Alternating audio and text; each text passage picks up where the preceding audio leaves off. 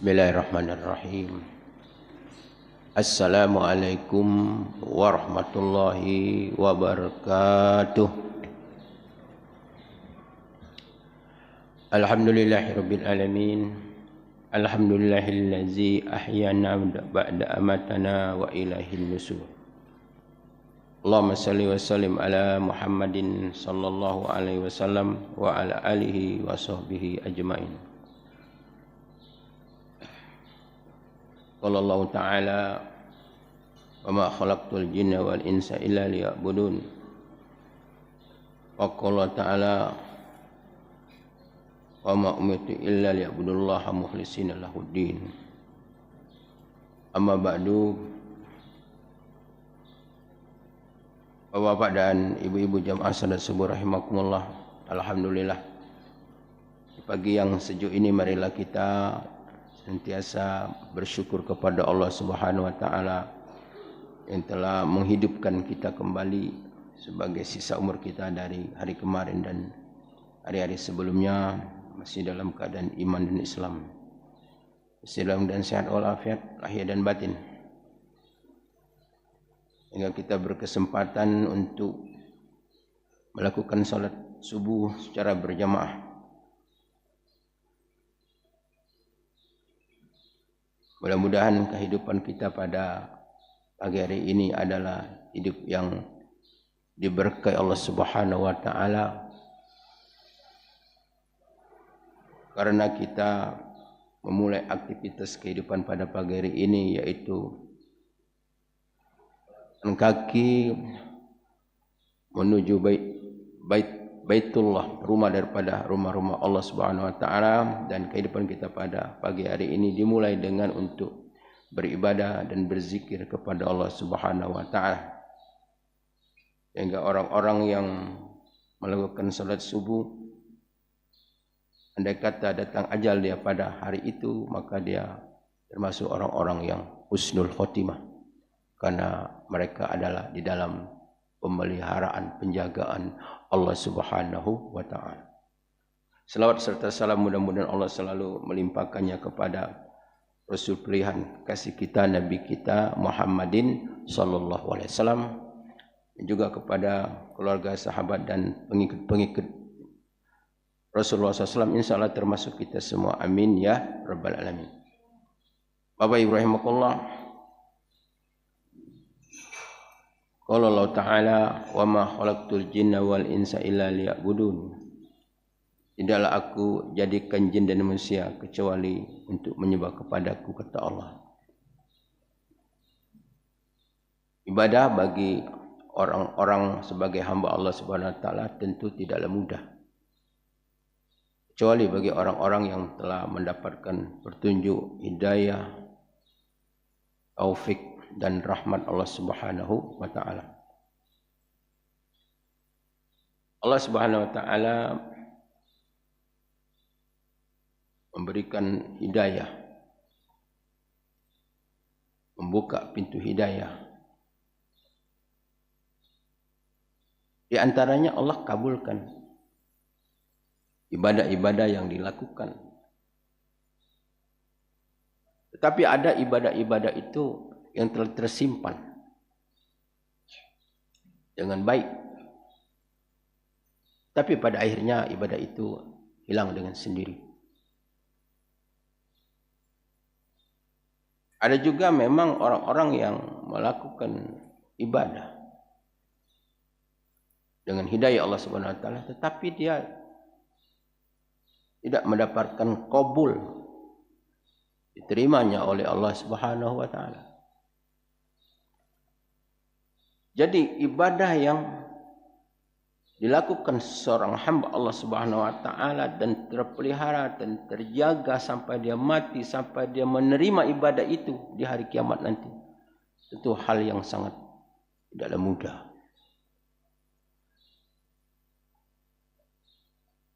Bapak dan ibu-ibu rahmatullah, ada orang-orang ibadah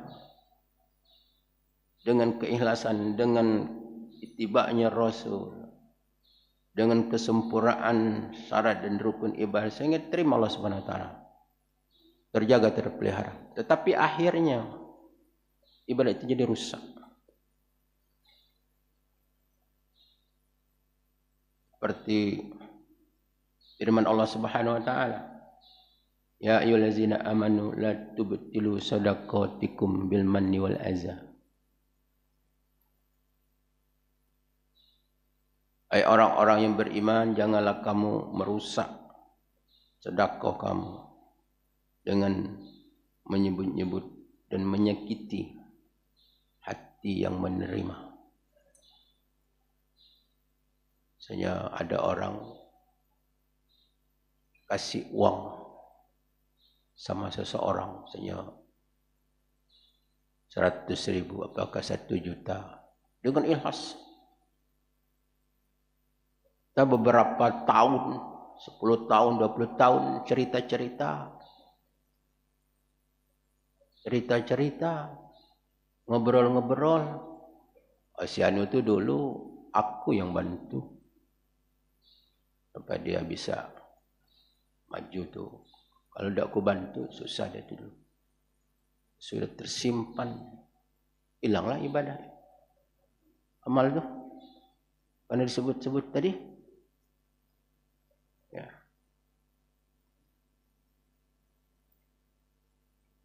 Nyumbang masjid, cerita-cerita sudah puluhan tahun. Masjid itu dulu kalau udah aku menyelesaikannya tuh, nutup kekurangan tuh susah. Pada waktu itu banyak cerita. Cerita-cerita ini berbahaya. Inilah yang disebutkan oleh Allah Subhanahu wa taala, ya ayyuhallazina amanu la tubtilu shadaqatikum bil manni wal adza kalladzi yanfiqu malahu ria'an nas wa la yu'minu billahi wal yawmil akhir kama salisafanin alitraq.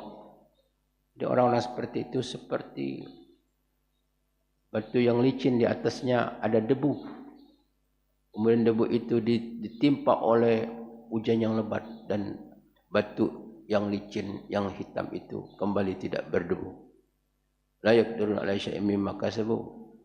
Sehingga amal dan usaha yang mereka lakukan semuanya musnah. Hilang begitu saja. Bapak Ibu rahimakumullah. Itu juga seperti orang-orang yang murtad. Orang-orang murtad dibatalkan Allah Subhanahu wa taala. Seperti orang-orang yang mengikuti kajian-kajian, akhirnya dia timbul keraguan. Keraguan tentang Allah, tentang hari kiamat, tentang Rasulullah. Timbul keraguan, apa betul ya? Keraguan-keraguan itu akan merusak daripada imanannya, tauhidnya. Ini rusak ibadahnya. Begitu juga orang-orang yang melakukan ibadah, kemudian dia melakukan amal-amal buruk yang dia sembunyikan. Orang lain melihat secara lahiriah dia orang baik. Dia orang baik, orang yang tidak mungkin pendapat orang itu dia melakukan keburukan. Tetapi dia melakukan keburukan-keburukan yang orang menganggap itu tidak mungkin dilakukan karena dia orang baik.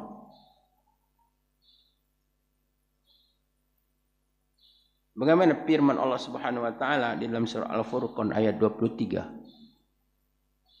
Wa qadimna ila ma amilu min amalin faja'alnahu haba'an mansura. Dan kami kemukakan amal mereka.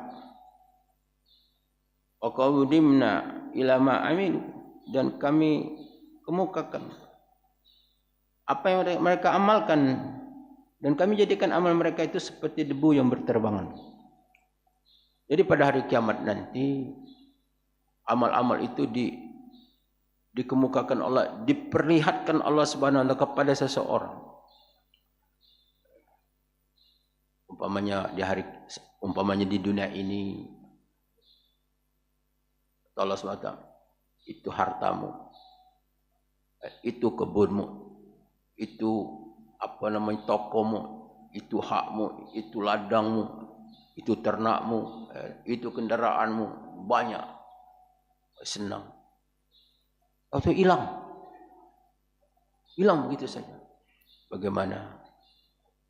Ya, tidak adalah kesedihan yang sangat sedih seorang hamba pada hari kiamat kecuali hilangnya amal.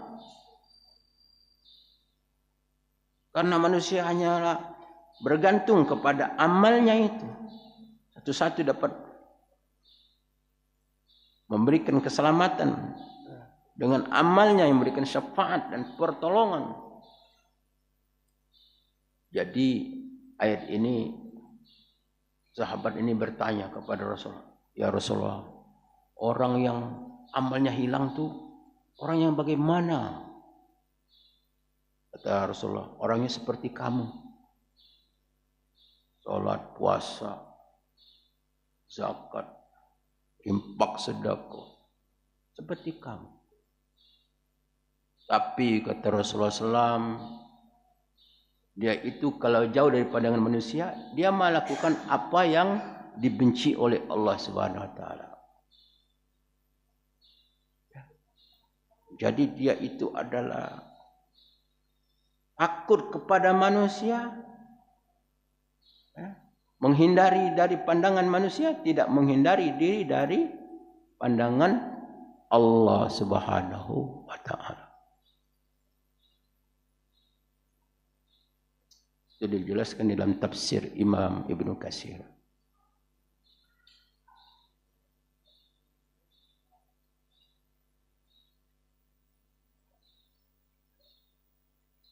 Kemudian yang kedua adalah ketaatan yang tidak mendatangkan pahala.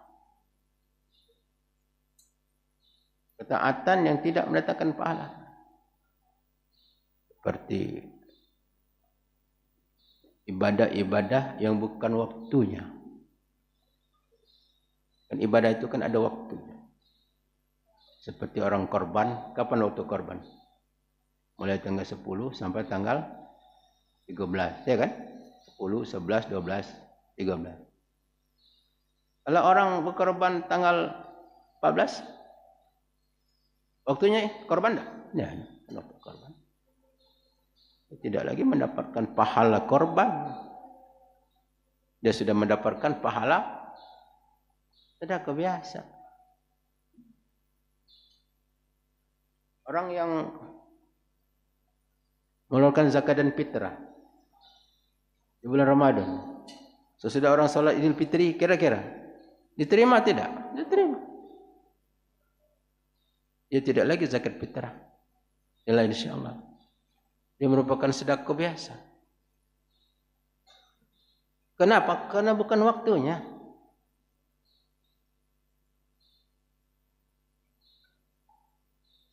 Orang akikah. Sudah tua, nak akikah. Ada tak gitu? Ada kan? Aku ini dulu katanya tak punya apa-apa. Sekarang sudah punya apa-apa. Aku nak akikah. Kau tu menikah sekalian untuk lauk. Lauk sedekah. Gimana? Jadi akikah itu sebelum akil baliau. Ya kan? Sebelum akil baliau. Kalau sudah akil baliau, nak akikah, dia tidak lagi mendapatkan pahala akikah. Ya, paling-paling sedekah biasa. Ya. Orang salat subuh ni.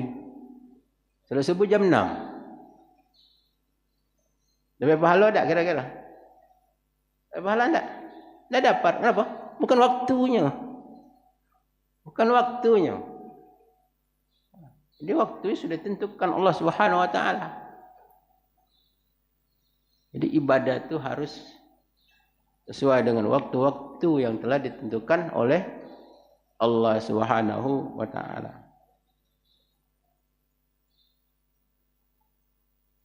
Begitu juga ibadah yang tidak diterima Allah Subhanahu Wa Taala. Seperti orang ibadah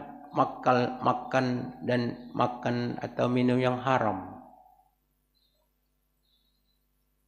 Dia taat. Makan yang haram, minum yang haram. Dalam sebuah hadis Rasulullah SAW, bahwa setiap hari malaikat yang berada di Baitul Maqdis berseru, siapa yang makan yang haram, yang ibadahnya tidak diterima Allah Subhanahu wa taala. Baik haram itu secara zat, secara hukum. Kalau haram secara zat seperti orang makan babi, anjing, hal-hal yang memang zatnya haram. Tapi ada haram secara hukumnya, seperti orang jual ular, jual biawak, beli beras. Beli beras, ini hukumnya haram. Hukumnya haram.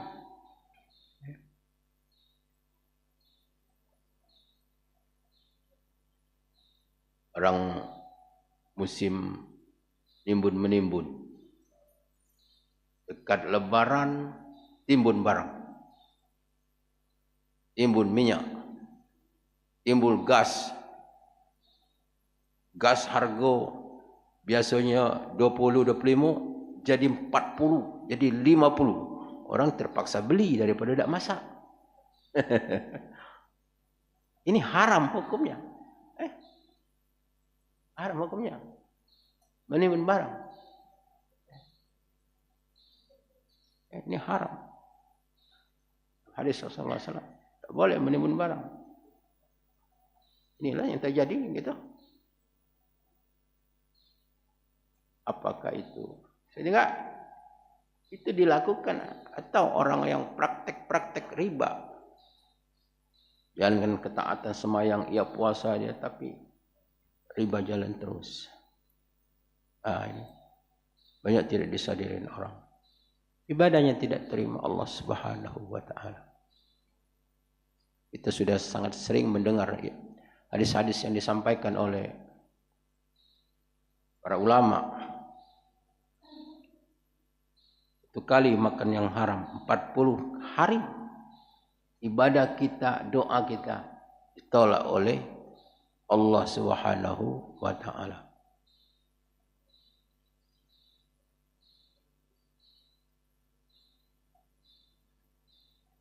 Bapak Ibu rahimakumullah. Itu juga orang-orang mengerjakan ibadah, ini ibadah yang tidak terima Allah.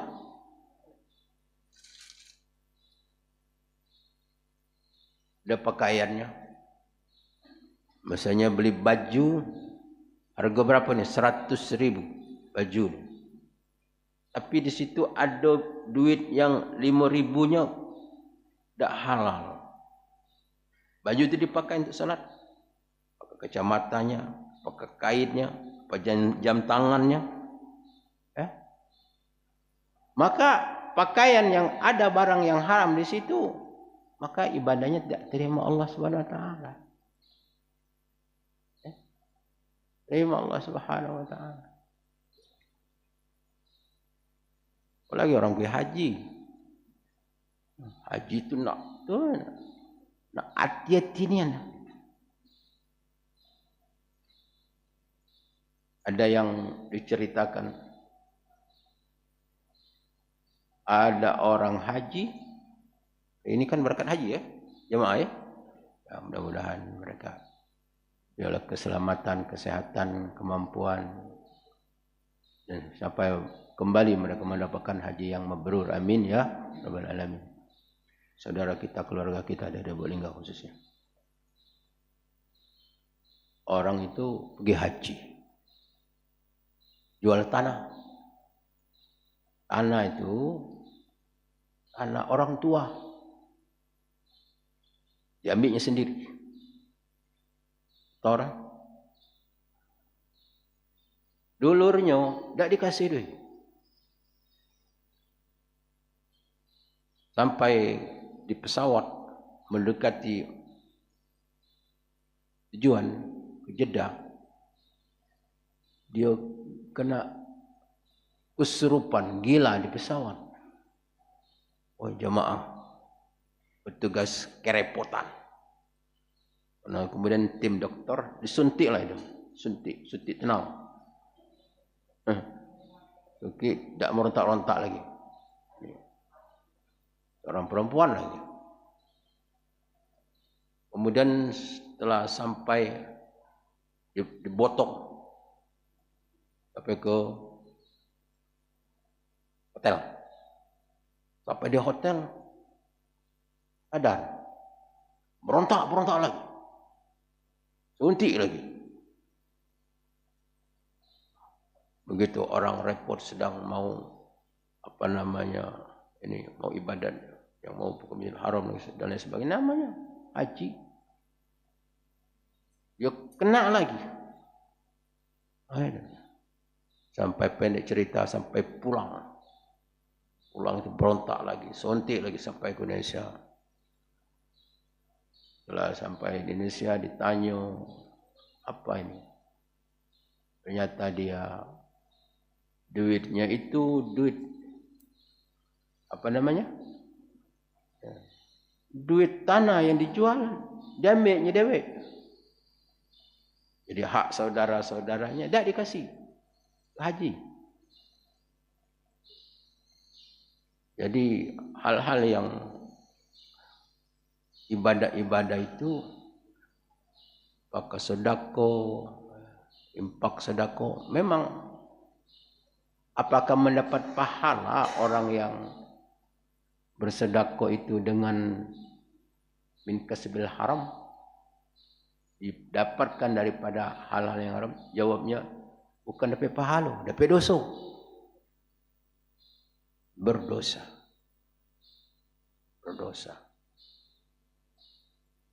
Karena dalam hadis Rasulullah dikatakan innallaha thayyib la yaqbalu illa thayyib. Allah itu baik, Allah tidak menerima suatu kecuali yang baik. Kalau air putih itu di dalam cerek itu dituang, tetap air putih. Tidak mungkin air putih jadi air madu, air susu, jadi air kopi, tetap air putih itu. Daripada hal yang baik tetap menjadi baik. Allah Subhanahu wa taala tidak akan memaafkan karena ada pikiran orang tuh, misalnya korupsi 1M, sudah yang 500 ini diimpak biar kalau dimaafkan Allah yang 500 enggak. Itu kan menurut pikiran mereka. Tidak.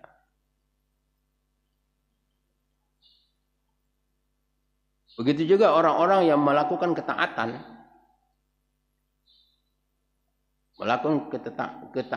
tetapi perbuatan-perbuatan dosa tetap jalan terus. Tetap jalan terus, tidak mau bertobat. Hal ini dijelaskan Allah Subhanahu wa taala dalam Al-Qur'an. Innama yataqabbalallahu minal muttaqin. Sesungguhnya innama, jadi innama itu kalau dalam Quran itu kalau inna atau namanya innama. Kalau inna ini taukid namanya. Misalnya inna Muhammad yusolli fil masjid. Sesungguhnya Muhammad solat di masjid, solatnya di masjid. Kalau Muhammad yusolli, Muhammad solat. Muhammad tak tahu solatnya solat, tapi solat di rumah, betul di masjid, pasar. Tapi kalau inna Muhammad yusolli fil masjid, Muhammad solat betul-betul di masjid. Cuma di masjid tu masjid ya. Mungkin di depan dah. Masjid, masih kurungan masjid. Apa kalau innama sesungguhnya Muhammad yusalli fil masjid. Muhammad benar-benar salat di masjid. Artinya dia dalam masjid ni. Bukan di empel sana, bukan. Betul-betul. Jadi innama ini dalam ayat ini kata menurut ulama khusus. Maka di sini dikatakan innama yataqabbalallahu minal muttaqin. Sesungguhnya Allah menerima amal bagi orang-orang yang benar-benar yang takwa. Yang takwa. Jadi orang yang belum memiliki takwa, Allah belum menerima amalnya. Siapa orang yang takwa itu? Orang yang memang melakukan ketaatan dan melakukan dan meninggalkan perbuatan-perbuatan yang buruk. Jadi perbuatan buruk itu kalau dia lakukan, dia tinggalkan, dia bertobat kepada Allah. Lakukan tobat, tobat, terus setiap hari dia tobat. Jadi dia tidak melegalkan di dalam pikirannya, ya kan? Misalnya ada orang menyembunyikan perempuan, misalnya perempuan simpanan tidak dinikahin, bunyi. Terus dia berzina. Padahal dia taat, sembahyang, puasa ini. Nah ini seperti begitu. Orang ibadah seperti begitu melegalkan maksiatnya, maka ibadah diterima Allah SWT karena dia tidak memiliki takwa. Jadi takwa itu bukan berarti orang takwa tidak punya dosa, tidak. Tidak ada dosa. Tapi dia tetap selalu bertobat, berusaha untuk meninggalkan perbuatan-perbuatan itu. Ini termasuk orang-orang ibadah yang ibadahnya tidak terima Allah Subhanahu wa taala. Begitu juga orang yang durhaka. Orang yang durhaka dengan orang tuanya. Orang yang durhaka dengan orang tuanya, ibadahnya, taatnya, iya, tidak diterima Allah Subhanahu wa taala. Terima. Sampai kapan? Sampai dia bertobat kepada Allah Subhanahu wa taala. Ini perbuatan sampai dia bertobat. Hal-hal yang menghalangi dia ibadah diterima Allah Subhanahu wa taala sampai kapan? Sampai dia bertobat baru ibadah diterima Allah Subhanahu wa taala.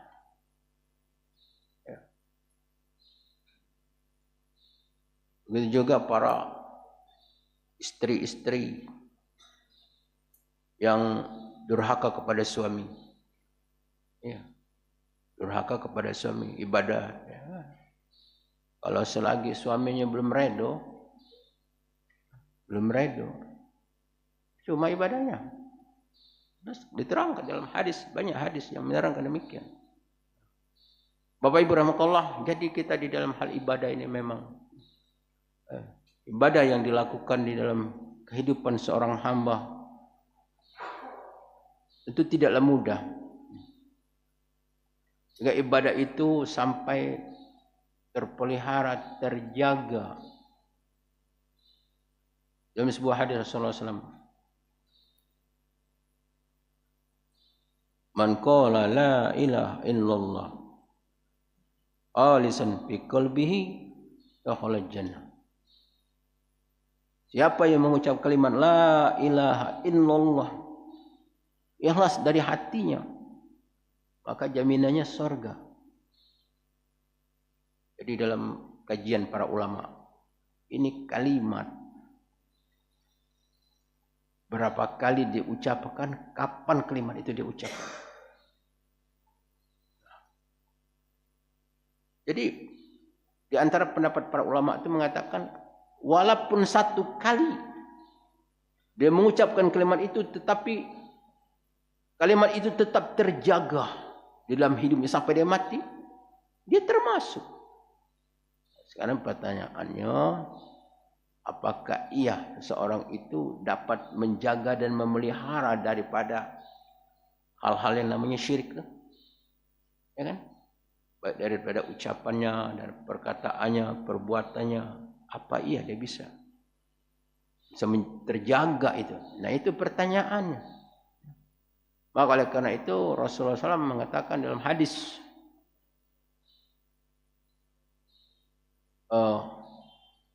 jadidu imanakum, perbaharulah iman kamu. Wa kaifa nujaddidu imanana ya Rasulullah? Bagaimana cara kami memperbaharui iman kami?